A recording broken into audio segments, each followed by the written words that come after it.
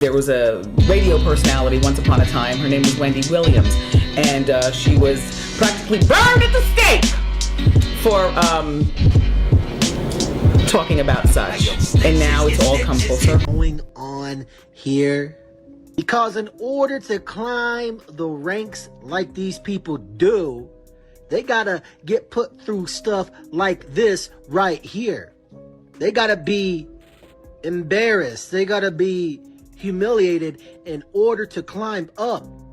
So this is why you see stuff like this happening right here. Part of the ritual is wearing a dress. Then we should be able to look through entertainment and see all of these people being made to wear a dress. That's what a ritual is. You know what I mean? Like, whether they're white or black, that doesn't matter. There's not other jobs where this is a requirement. Why is this? Why is this so necessary? Michael B. Jordan's Oscar win just got exposed as one big humiliation ritual, and the receipts are too real to ignore. Apparently, the people calling his Oscar win a sympathy award might not be so far off after all, because word on the street is that the whole N-word attack thing at the BAFTAs was one humiliation ritual to secure him an Oscar. And to make matters even worse, folks are also saying Chadwick's death might have actually been the first step in that ritual. Wendy Williams was one of the few people in the industry who was actually loud about the craziness that was going on in the industry. And next thing you know, she collapses on national television, gets diagnosed with a bunch of random illnesses, and gets locked up in a guardianship she didn't need, only to end up worse than she was when she went in. Now, just for a little bit of context, Michael is currently the most talked about celebrity on the internet right now after he snagged the award for Best Actor at the Oscars, beating Timothée Chalamet, Ethan Hawke,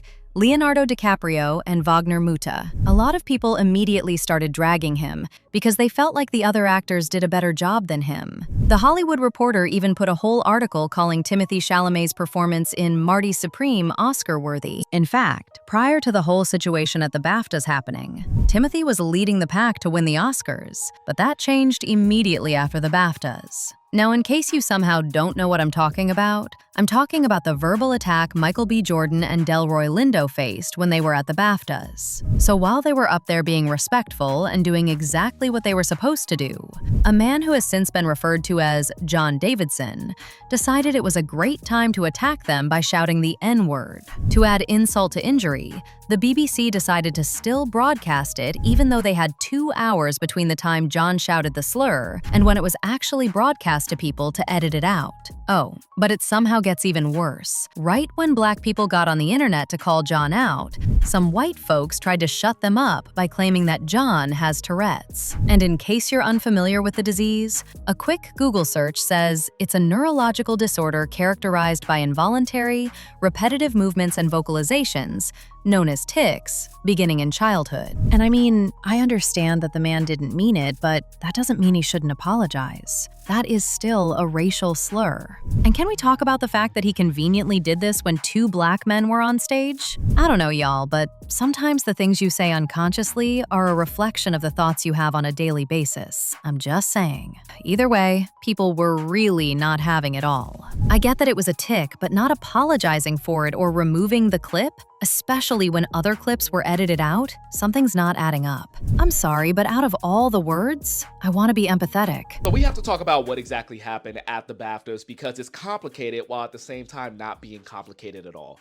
So as you guys well know, Michael B. Jordan and Delroy Lindo were presenting an award at the ceremony when the N-word was yelled at them multiple times by John Davidson. Now here's where it's complicated. John is actually a man living with Tourette syndrome. In fact, the only reason why he was at the BAFTAs was because a biopic about his life titled I Swear was nominated. In fact, Robert Aramayo, who plays him in the movie, took home the Best Actor award, ironically beating Michael B. Jordan in that category. Now the only thing complicated about all this all has to do with John and whether or not the BAFTAs were right in putting him in this situation where something like this was more than likely to happen. And I'm not going to put the blame solely on John for this. Like, one, I don't know the ins and outs of the Tourette syndrome, so I'm not going to speak on that. And two, I don't know the man, I don't know his heart, I don't know how how that thing works and how it affects who he is versus what he says. And I don't want to have the conversation of whether or not do we let people with disabilities into these certain spaces. But here's where things get interesting, though. Even though a lot of people were upset, this kind of worked in Michael's favor. So much so that people started to wonder if this entire thing was a staged humiliation ritual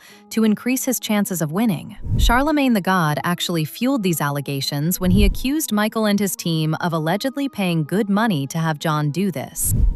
Hasn't had a good Oscar campaign. Now, the best thing that happened to Michael B. Jordan, the best thing that happened to Sinners, was hiring that guy to say at the BAFTAs. What a take. That was the best thing. That was the best PR. Just slow down for a second. I just want to give you Best PR. because now the Oscar's like, man, if we don't give it to him, You see what I'm saying? He changed the tide. You get the guy. momentum was going with Timmy, It was going to me. You get the plant to go there at the Tourette's joint. and that's why they probably left it in the edit, even though they cut out the other You stuff. see what I'm saying? Yells Now out, he wins the nigga. Oscar. You go take that little BAFTA. Whoever got the BAFTA, Michael. No. He didn't win the BAFTA. Michael won the SAG, which increased his chances of winning the Oscar. Now, I don't know where Charlemagne got all that info from, but if it's true, then the humiliation ritual worked. You see, right after the BAFTAs, Timothée Chalamet's odds for Best Actor at the 2026 Oscars significantly declined. Another reason people believe the humiliation ritual theory is that a lot of industry whistleblowers, including Wendy Williams, Cat Williams, and Dave Chappelle have spoken about it before, and they were all attacked, only for it to turn out to be true.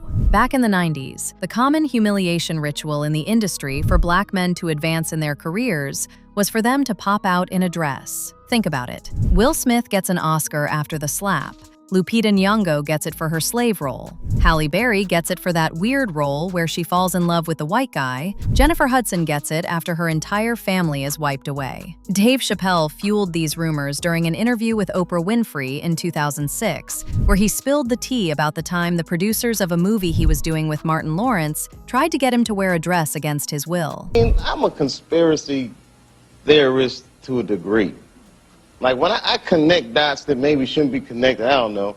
But certain dots, like when I see that they put every black man in the movies in a dress at some point in their career, I'll be connecting them down like, wow, all these brothers gotta wear a dress. This happened to me. And I'm not wearing no dress, man. I'm funnier than a dress. Just give me something funny to say. I don't need to wear no dress to be funny. The director comes, Dave, it really would be great if you wear the dress. Oh gosh, this guy's so difficult. They leave. Now the producers comes, come on, David, would be so great. I mean, and then I started thinking about it. All the comics that I've seen, man, strong brothers, why they be putting us in these dresses? Kevin was later asked in an interview what he thought about the things Dave said, and he said he would never wear a dress. Fast forward a few months, and he pops up on SNL wearing a dress and a wig. Dave Chappelle, another great comedian, said that, in the industry, they tried to make him wear a dress. Have you ever ran into that with scripts? And is there something that, you wouldn't do, for I definitely haven't ran into to put on the dress. I mean, you have to have boundaries. You have to have limits that you refuse to cross. I'm a brand. You need to protect your brand at all times. When things happen that can possibly affect your brand, your brand can be diminished. The new pope is 9-year-old Oscar nominee, Kavenjane Wallace.